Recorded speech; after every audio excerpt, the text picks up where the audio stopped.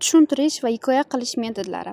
Mazkur metod yordamida hayotiy misollar, sodir bo'lgan voqea, hodisalar yoki alohida shaxslarning xatti-harakatlari misolida ijtimoiy va huquqiy me'yorlarning insoniy hayotdagi ahamiyati, ularning salomatliklari hamda hayotlarini muhofaza qilishdagi rolini yoritish, ochib berish orqali boshlang'ich sinf o'quvchilarida ular to'g'risidagi ma'lumotlarni hosil qilinadi.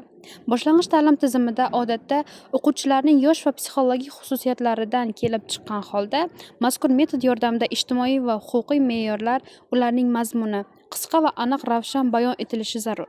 Mazmunan tushuntirish metodiga o'xshash bo'lsa-da, biroq unga nisbatan kengroq va batafsilroq ma'lumotlarni berish imkoniga ega.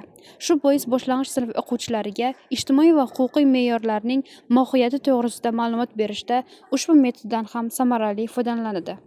Metod so'zining yunoncha tarjimasi tadqiqot, usul, maqsadga erishish yo'li kabi ma'nolarni anglatadi.